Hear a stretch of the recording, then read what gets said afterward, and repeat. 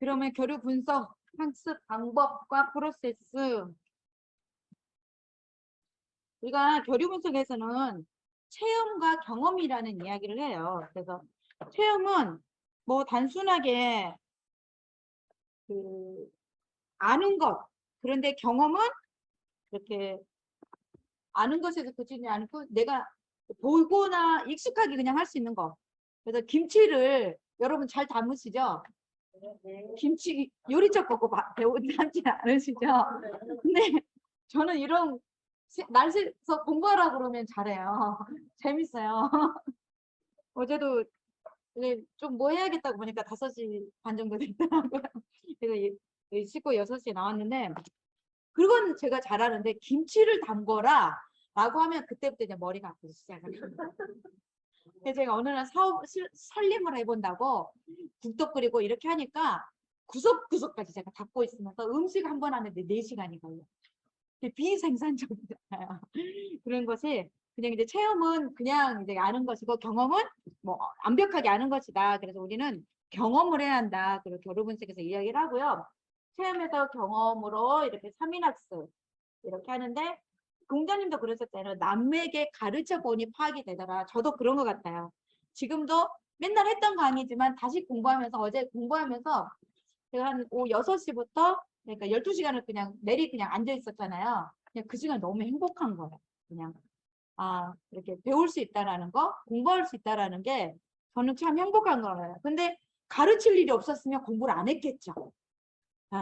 근데 그래서 제가 이 생각을 한 거예요. 이거 너무 아깝다. 그래도 이제 강의를 잘하고 못하고가 중요한 게 아니고 내가 가르치려면 그래도 시서 공부를 하게 될 텐데 이때가 저는 즐거움이더라라는 거죠. 그런데 가르칠 때 진짜 알게 된다. 그래서 우리 뭐 그냥 너무 내가 다 알고 있다라고 하는 걸 별로 좋아하진 않지만, 그래도 내가 가르쳤을 때 남이 설득이 되었다. 그러면 그때 진짜 내가 안다라고 말할 수 있다라고 공자님 말씀을 하세요.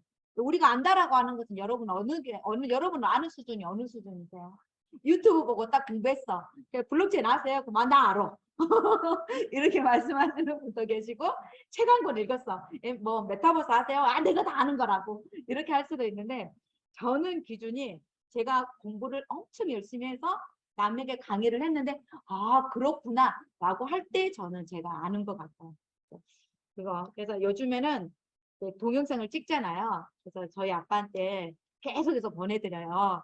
그러면 계속 이제까지 혼만 났어요. 근데 이번 블록체인 강의는 목소리가 많이 차분해지고 좀 괜찮다. 그러면서 이제 오늘 강의도 제가 이제 보내드렸어요. 그랬더니 강사료가 얼마고 이런 게까지 물어보시면 제가 오늘 교환을 싹 보내드렸더니 저희 아빠가 아침에 피드백을 참 나의 질문을 이렇게 어렵게 받아들이는 딸이 보고 강사료가 얼마고 몇 시간 강의를 하고 이런 좋은 내용을 하는 것 같은데 그걸 여쭤보셨는데 저는 강의 안을 올려드렸어요.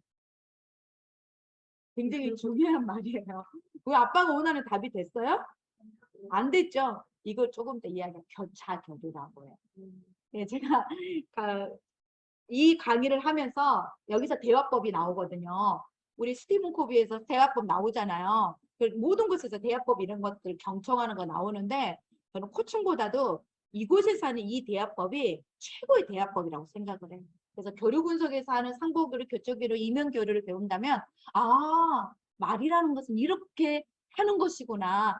대화는 이렇게 하는 것이구나. 그걸 배우게 되는 것 같아요. 조금 이따 미지의 세계로 가봅시다. 그래서 3인 학습을 한다는 거죠. 내가 배우고 내가 학습을 해서 새로운 사람에게 알려준다. 여기까지가 이거 교류 분석에서 하는 이야기입니다. 그래서 교류 분석 이제 자아 진단 체크는 하지 않을게요. 내용, 현상, 변혁, 의사결정, 그리고 결정한 일에 선택을 한다.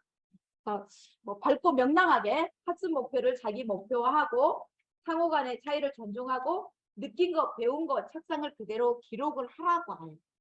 그래서 우리가 이제 2박 3일 하면 모든 순간순간을 기록을 하는데 여러분들은 그 기록은 제가 패스를 할게요. 제가 공부를 하면은요, 수업을 학교 다닐 때 쉬는 시간에 별로 밖에를 돌아다니지 않아요. 뭐 했을까요? 제가 생각해도 미움 받을 짓만 했던 것 같아요. 그게 더 저는 편했어요. 사람들과 대화하면 되게 관계가 틀어지니까.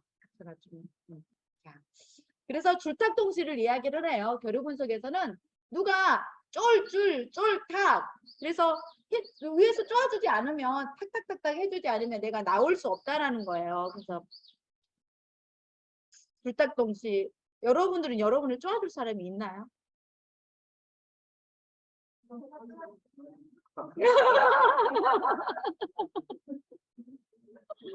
네. 그래서 그러니까는 이제 탁이 이제 우리가 막 이제 나가려고 애를 드는 걸 쫄줄이라고 해요. 그리고 위에서 탁탁탁탁 뚫어준다라고 해서 그래서 코치가 탁이라는 거예요. 코치. 네. 그런데 탁이 코치가 딱 깨주는 게 아니잖아요. 나올 수 있도록 뭘 준다고요? 동기. 스스로 나 나오고 싶어라는 그걸 일으키게 해준다라는 거죠. 그래서 저는 이제 제가 예를 들어 교류 분석 하나만 하면 이제 연계가 안 되지만 많은 것들을 하다 보니 리더십과 이런 부분들이 연계가 되는 것 같아요. 삶의 여정에서 가장 힘든 것은 무엇이었는지, 삶의 여정에서 가장 나를 아프게 하는 사람은 누구였는지, 삶의 여정에서 가장 큰 상처는 무엇이었는지. 왜? 저기 그 네임텐트 쓰셨죠? 왼쪽에 네임텐트 이름 뒷면에 왼쪽에 이걸 한번 뭐 예를 들어서 말하고 싶지 않으면 이니셜로 하시면 돼요. 제가 가출했던 이야기 짧게 하나 해드릴게요. 어느 날 우리 엄마가 고무장갑을 사오래요. 근데 우리 집이 여기 있으면 여기에서 한 100m 정도의 슈퍼가 있어요. 그리고 돌아서 한 500m 정도의 슈퍼가 있어요. 그래서 제가 고무장갑을 그때 1,000원인가 했던 것 같아요. 이제 사러 갔네요. 그랬더니 여기는 일반 슈퍼고 저기는 좀 싼 곳인 거예요. 그래서 제가 참고로 춘장로가서 태어났습니다. 그 말은 무슨 말이냐면 그냥 뭐 어렵게는 안 살았어요. 자, 그런데 그곳에 제가 예, 이제 고무장갑을 사왔는데 여기는 좀 비싸잖아요. 900원으로 엄마는 생각을 했는데 1,000원이었던 거예요. 제가 그때 기억에. 그래서 제가 1,000원짜리를 그냥 사가지고 갔어요. 그랬더니 우리 엄마가 가서 바꿔오라는 거예요. 그러니까는 왜 엄마가 그러셨는지 저도 기억 못하지만 그래서 우리 언니한테 보낸 거야. 근데 우리 언니가 가서 또 똑같이 그냥 저쪽에 갔는데 1,000원인 거예요. 그래서 아무 말 안 하는 거예요. 근데 이제 저는 그때 제 이런 책에 있어 너에게 가장 큰 상처가 뭐였냐 그러면 저는 고무장갑이라고 제가 지금 이렇게 웃으면서 이야기를 하는데 정말 옛날에는 그 이야기만 하면 너무너무 힘들었던 거예요. 그때 받은 상처. 그래서 그때 제가 우리 엄마는 내가 갔다 왔을 때는 뭐 이렇게 굉장히 비난하면서 저를 혼을 냈겠죠. 그래서 제가 펑펑 울고 있으니까 우리 언니를 보냈는데 우리 언니는 똑같이 1,000원에 사는데 아무 말 안 하는 거예요. 그랬을 때 이 어린 제가 초등학교 때 아니죠 중학교 때 얼마나 힘들었겠어요. 그래서 제가 그 다음날 가출을 했잖아요. 예, 제가 진짜 그러니까 제게 가출은 학교를 안 가는 거 진짜 학교 안 갔어요. 그렇게 해서 그때 저에게는 가장 큰 상처. 제가 지금 이야기를 하니까 웃으면서 이야기를 하는데 그게 저에게는 평생 거의 몇십 년 동안 너무너무 큰 상처였어요. 너 엄마가 나를 미워한다라는 증거가 뭐야? 라고 하면 저는 그것을 이야기를 했었거든요. 근데 그게 나에게는 가장 큰 힘든 것이었던 거죠. 그래서 나를 가장 아프게 하는 사람은 우리 엄마였던 거예요. 그리고 가장 삶에서 가장 큰 상처는 그러다 보니 어떤 게 생기냐면 쉽게 말해서 의부증까지 생기는 거예요. 의부증이 아니고 그냥 이런 제가 저 여자를 참 좋아해요. 근데 저 여자가 나를 이제 다른 친구를 좋아하잖아요. 그럼 그것조차도 나를 버리는구나. 또 나는 그 상처를 받는구나. 이게 너무 강해요. 그러려면 집착을 해서 막 이렇게 안 버림받으려고 내가 막 이렇게 하겠죠. 그런데 더 중요한 것은요. 이제 게임이라는 게 나와요. 조금 이따. 제가 여러분들에게 게임 31가지 자료 드렸는데 꼭 읽어보세요. 저는 거기에서 제가 뻥 하고 인생이 터졌거든요. 아, 그랬구나. 그게 게임이었구나. 라고 하는데 그 게임에서 제가 상처를 받지 않으려고 어떻게 해요? 어떻게 할까요? 어떻게 했을까요? 제가 늘 선택하는 게 제가 먼저 버렸어요. 그러면서 관계를 악화를 만들어 일부러. 그리고 어떻게 해요? 나는 정당한 사람이야. 난 착한 사람이야. 근데 너가 나빴잖아. 너 때문에 이렇게 관계가 흐트러진 게 그게 딱 제 삶을 보니까 3개월이다. 그러니까 저는 결혼식 할 때도 제 이게 없었어요. 제 친구들이 없어요. 딱 2명 있었어요. 2명. 그 많은 시간 동안 살아오면서. 제 여동생 친구들이 와서 제 들러리를 서줬거든요. 뒤에 사진을 찍어야 되는 거예요. 근데 그게 바로 제가 딱 3개월 딱 되잖아요. 그럼 그 친구를 버려. 왜? 불안하고 이제 나를 떠날 것 같아. 이게 내 삶의 지금도 어쩌면 계속되는 여정이에요. 그게 게임에 나와. 그래서 나에게 가장 큰 상처는 바로 그런 것들이에요. 그래서 나는 사람을 믿지 못해. 사람을 의심하게 돼. 그래서 3명이서 지나가다가 3명이서 지나가다가 2명이서 고개를 숙여서 뭐가 있네 하잖아요. 그럼 저는 뭐라고 망상을 해요? 아, 이것들이 나 흉보는구나. 이렇게 생각을 하게 되는 거예요. 지금은 엄청 제가 깨고 나온 거예요. 근데 이 한 얼마 전까지만 하더라도 이런 강의를 할 수가 없어요. 막 눈물이 펑펑 나오니까. 그게 엄청나게 큰 상처고 삶의 모든 걸 지배하는 거예요. 그러니까 겉으로만 열심히 공부해서 자격증 따고 그러면 인정받으려고. 그러면 사람들이 나를 좋아할 거라고 생각합니다. 그런데 결국 그게 아니란 걸 또 알게 되는 거죠. 그러면서 나의 삶의 여정에서 가장 힘든 것은 고무 장갑 사건이에요. 이 이야기가 저희 AI 예책에도 나오고요. 가장 아픈 사건이 뭐냐 그러면 그거였던 거예요. 그때부터 저는 제 삶이 많이 이제 꼬이기 시작을 한 것 같아요. 그래서 삶을 예를 들면 나를 정말 아프게 했던 사람은 우리 엄마이고 삶의 여정에서 가장 큰 상처는 그게 바로 버림받을까 봐. 내가 사람들을 먼저 버려야 되고 관계를 내가 악화를 시키는 거예요. 결국은 제가 악화를 시키는 거예요. 근데 조금 더 게임 하다 보면 그 게임도 뻥 떠지고 그리고 그래서 이 과정에서 알고 싶은 것은 그런 것들이다. 먼저 제가 오늘 이제 이 시간 마지막 오른쪽을 채울 건데 왼쪽에 한번 저처럼 고무장갑이라고 안 쓰셔도 돼요. 이제 제가 고무장갑 써도 남들 모르니까 저는 쓰는데 제가 가장 힘든 그런 사건은 버림받을까. 사랑하는 사람에게 내가 좋아하는 사람에게 그리고 가장 큰 사건은 나에게는 고무장갑 사건입니다. 한번 왼쪽에 한번 써보세요.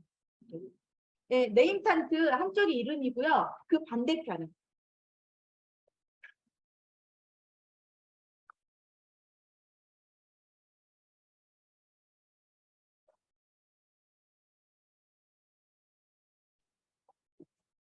온라인에 계신 분들도 여기는 이제 같이 작업하시면 됩니다. 그리고 교재 이제 프린트 하신 거 가지고 하시면 될 것 같아요.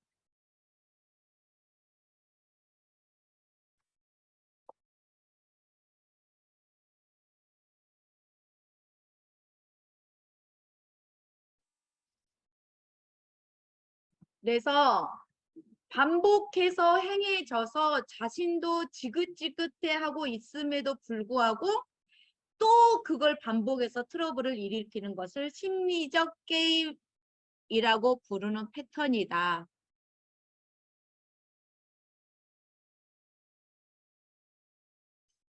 제가 오늘 강의를 하면서 느낀 게 사례들이 많이 달라졌다라는 게 느껴지는데 대학에 이제 우리 학생들한테 강의할 때 제가 이런 이야기를 해요. 여자가 너무 집착이 심해요. 남자한테. 그래서 남자친구가 난 너의 그 집착 때문에 너랑 사귈 수가 없어. 헤어졌어요. 이 여자는 울고불고 방황을 하고 하겠죠. 그리고 내가 다시 남자를 만나면 절대 집착하지 않고 온유해질 거야 라고 이야기를 해요. 그런데 또 만나면 또 집착을 하게 된다라는 거예요. 이게 내가 이성으로 할 수가 없는 거예요. 어떻게 되기 때문에 이미 3살 이전에 나는 구착화되어 있기 때문에. 나의 어떤 내적인 것들.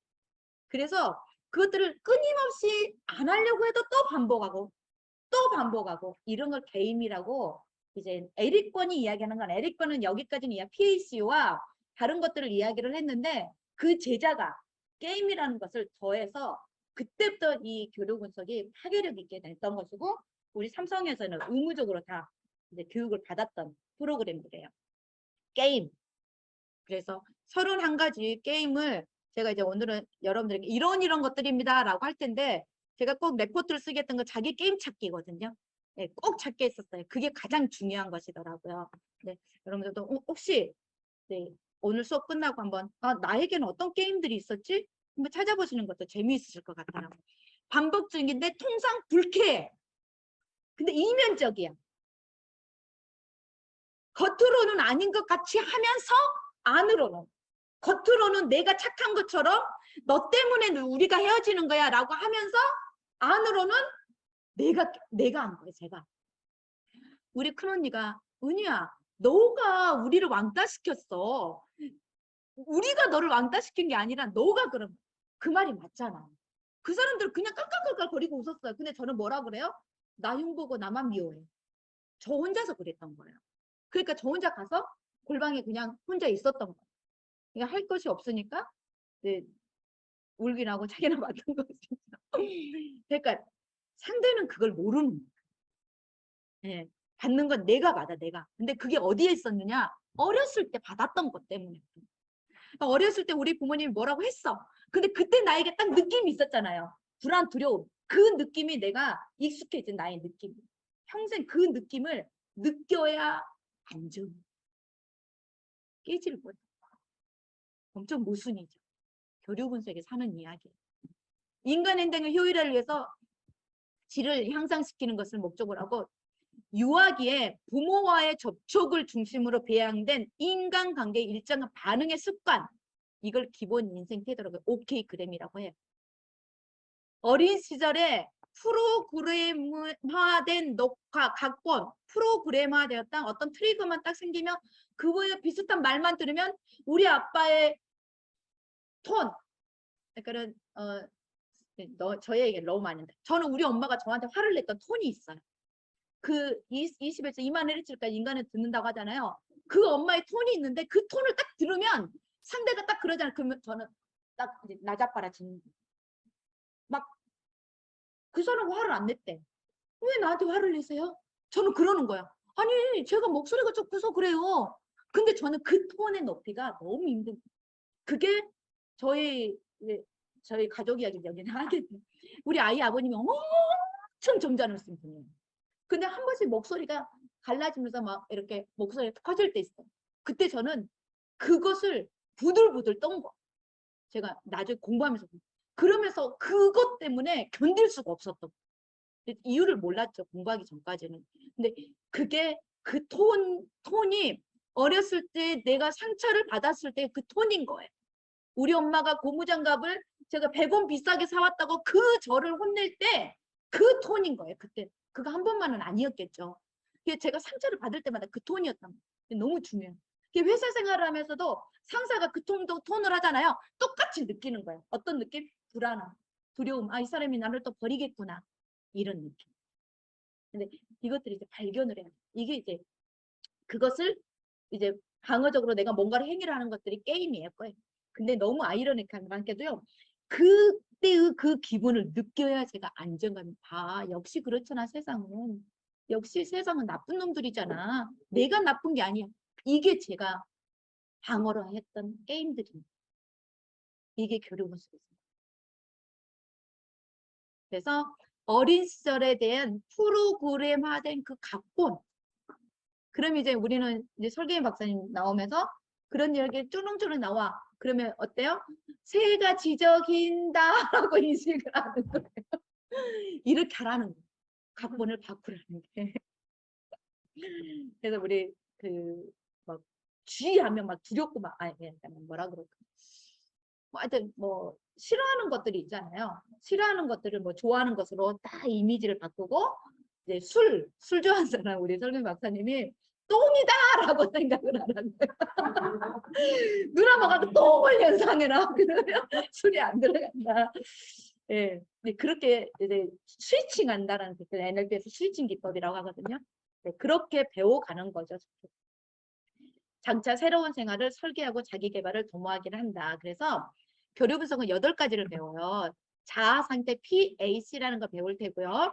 그걸 통해서 에고그램을 자기 진단해서 이제 배우실 거예요. 그래서 여러분들에게 제가 에고그램 카페용 자료를 23가지를 다 그대로 다 보내드렸어요. 나중에 확인해 보시면 됩니다. 그리고 대화 분석, 상보 교류, 교차 교류, 이명 교류. 이거 배우면 인생 대화법 끝나는 거예요. 제가 그 많은 대화법 중에서도 가장 최고의 멋진 대화법, 상보교류. 이것만 하면 인간관계는 짱짱짱. 네, 그것을 배우는 거예요. 그리고 스트로크. 스트로크 너무 중요해요. 정말 우리가 사람을 어떻게 만나야 되는가에 대한 스트로크. 그 다음 OK 그램. 어렸을 때 내가 그래서 이렇게 형성이 되었구나. 저는 You are okay, 타인은 okay, 타인은 괜찮은데 I'm not okay. 그 이면에는 뭐가 있어요? 너는 나를 버릴 거야. 너가 대단하니까. 제가 엄마한테 그때 저항할 수가 없었던 그때인 거예요.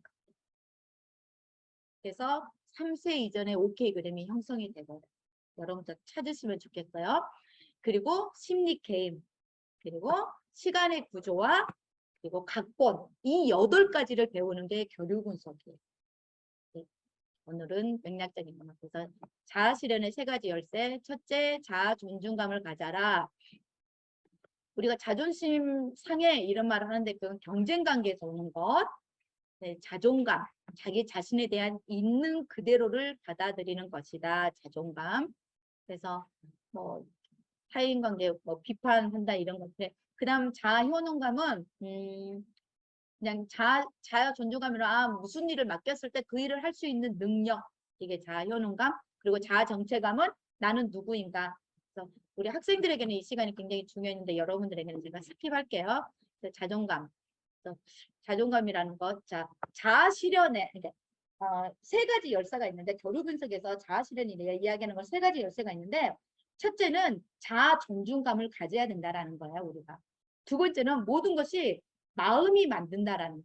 그래서 뭐 일체유심조 제가 지난번에 말씀드렸죠. 마음은 생각과 정서이고 이 생각이라는 것은 언어에서 일어나는데 이 언어는 말과 음성과 생리적 반응인데 이 언어가 어디서 형성이 되었느냐라는 거예요. 감정과 함께 오는 언어. 어렸을 때 내가 이불 속에 있을 때 1살 때, 2살 때 엄마 아빠하고 싸우셨을 때 엄마 아빠하고 했던 언어와 말과 그때의 톤과 그때의 행위들 그 모습들이 그대로 나에게 프로그램 된다라는 거예요. 그게 그래서 마음은 결국은 어떻게 형성이 되느냐 부모에 의해서 형성이 돼버렸다라는 거예요. 그래서 마음, 육부자, 시냅스 연결한 것을 끊어라는 거예요. 그게 NLP라는 프로그램인 거죠. 결국은 보니까 다 심리학의 이런 프로이드부터 시작을 해서 사티어나 이런 사람들이 다 같은 이야기를 하고 있는 거예요. 결국은. 그래서 심신상관성, 생각이 마음과 운명을 만드는데 이 검정기 뭐라고요? 언어란. 근데 그 언어는 어디에서 형성되는 거라고요? 부모에 의해서. 이 언어는 부모의 말, 단어뿐만이 아니고 톤, 모습, 행동 이런 것까지. 여러분 잘 생각하면 그 톤이 있어요. 다 있어요. 인간은. 굉장히 걸리는 톤이 있어요. 걸리는. 네. 그래서 그런 것들을 인식하게 되면 아 그렇구나 라고 하면서 이해가 되는 거죠. 일체유심조. 자성회원은 나중에 제 세븐에비스 온조니까 거기에 사는 걸 할게요. 자, 3번째. 그래서 수지 맞는 인생을 살아라. 그래서 교류 분석이라는 거래. 삶은 거래이다. 당신에게는 빚이 있다. 뭐 상사가 하여튼 모든 관계는 거래다라는 이야기를 합니다. 그래서 감정은행 계좌라는 것이 있고요. 그래서 교류 분석의 3가지 열쇠. 첫째, 자아 존중감을 가져라. 그리고 모든 것은 마음이 만든다. 세상의 모든 것은 삶의 모든 것은 교류이다. 이래서 그것을 잘하게 되면 인간관계가 좋아진다라는 겁니다. 사고, 감정, 이에 대해서 우리는 결국에 추구하는 게 자율성이다. 이런 것은 나중에 애니어그램 할 때 제가 이 부분은 조금 설명을 할게요. 자, TA 같이 한번 읽어볼까요? 학생들처럼 같이 한번 읽어볼까요? 네, 여러분들도 같이 한번 읽어보세요. 마음으로 온라인 대도 시작.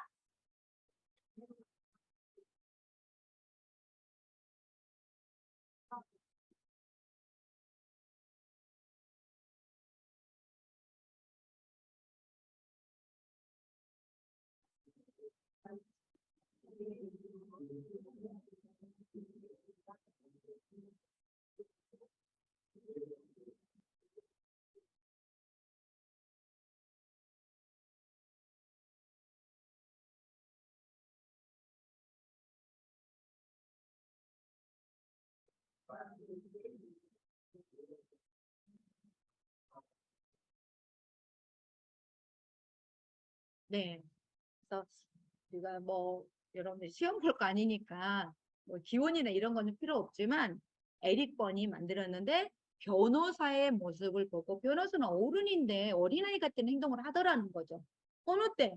근데 저는 이런 공부를 했으니까 좀 이해가 안 되는데 저에게 사람들이 9개의 자아가 있대요.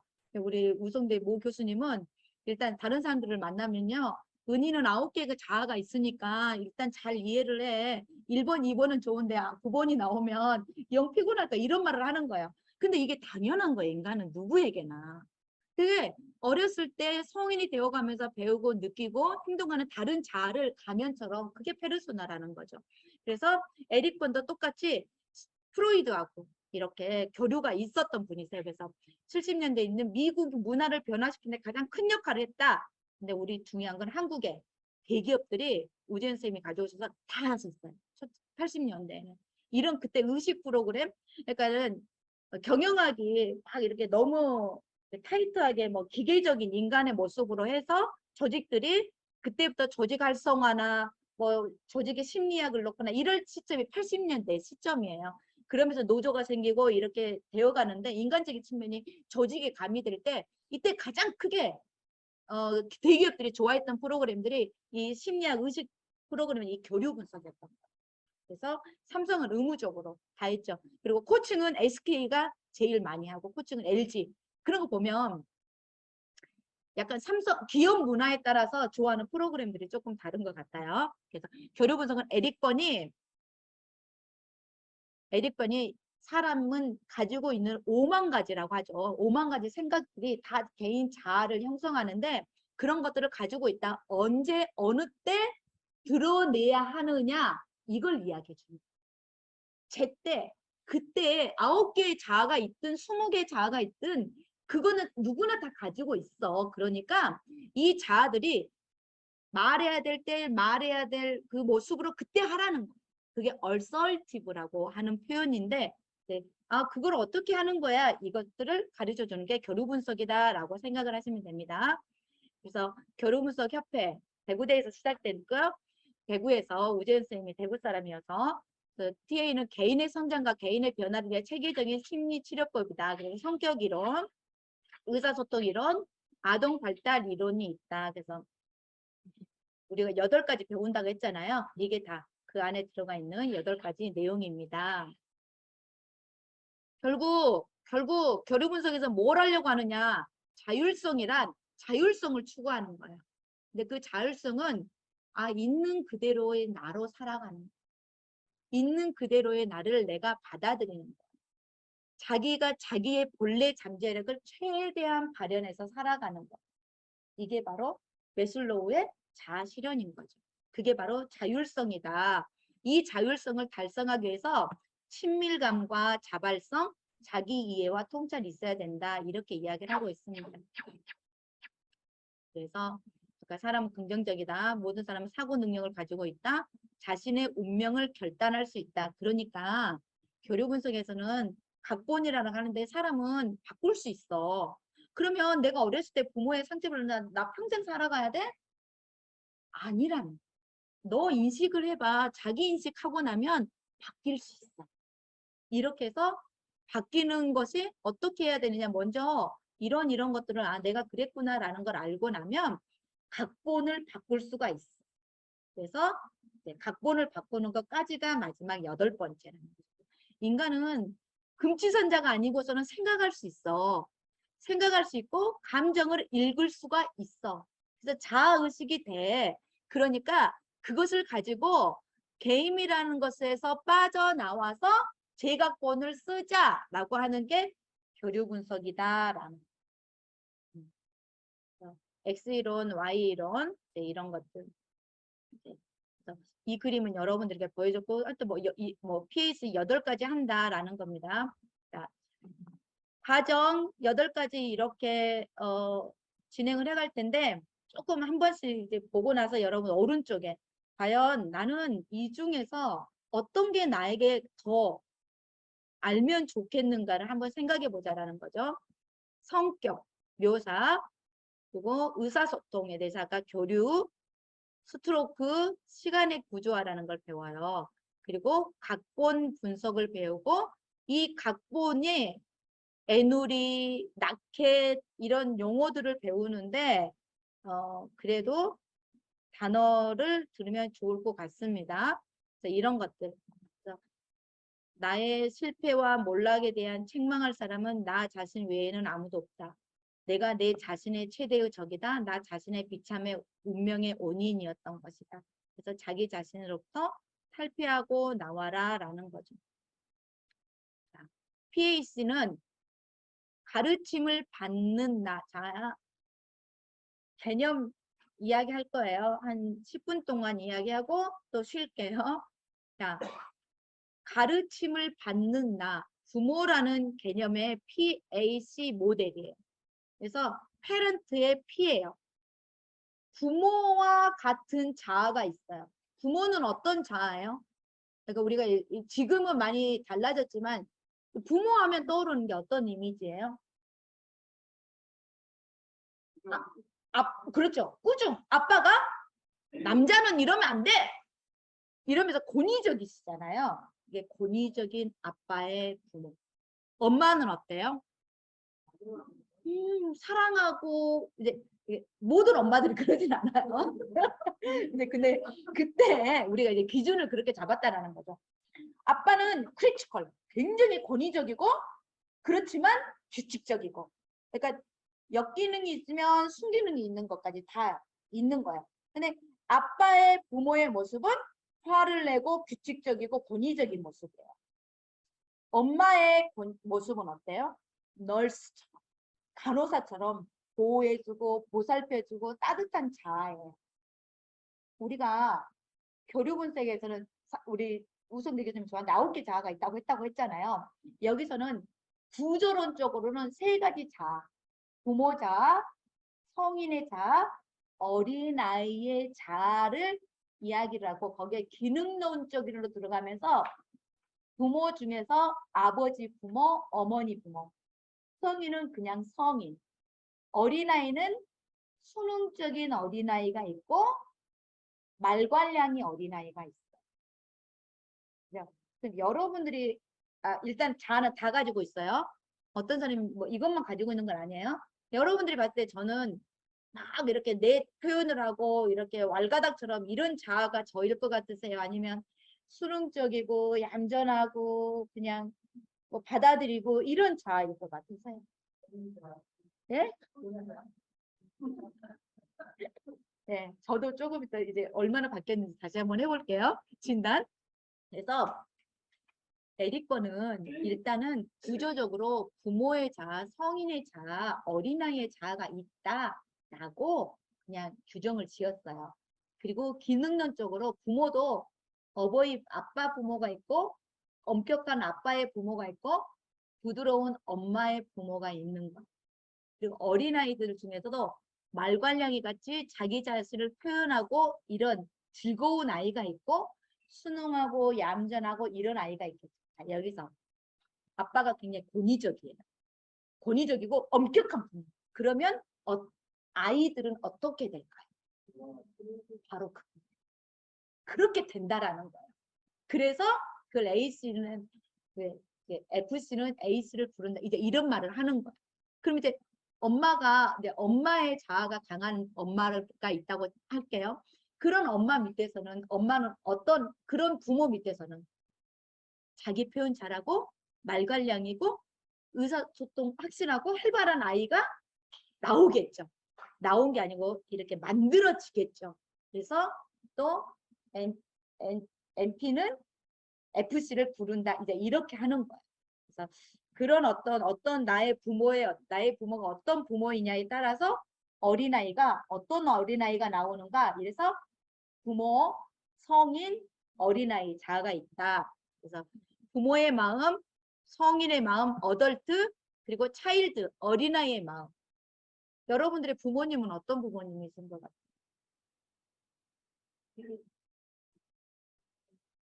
가정이에요. 그죠? 저분 엄청 점잖으시거든요. 그러면 부모가 다정하시대. 그럼 NP가 강하겠죠. 예를 들어 이제 널스 같은 따뜻한 엄마의 모습이 아빠든 엄마든. 그런데 저렇게 약간 순응하고 에이스적인 자아가 나오는 거야. 그러니까 이게 무조건 권위적이라고 그래서 그렇게 나온다라는 게 아니고 그 안에 그분의 말과 행동이 있는데 여기서 또 중요한 거 아버지 자라고 하는 건 아빠라고 생각하시면 안 돼요. 아빠의 모습은 우리의 행동을 결정해요. 네. 아버지 자아는 아빠라고 생각하시면 안 돼요. 어머니 자아는 우리의 감정을 결정해요. 내가 느꼈던 이 감정들은 어머니로부터 비롯되는 내가 어떤 행동을 하고 이렇게 하는 모든 나의 생각과 행동은요. 아버지로부터 비롯된다라고. 네. 아이가 감정의 상처를 받으면 100% 엄마의 감정. 엄마로부터 감정을 받는.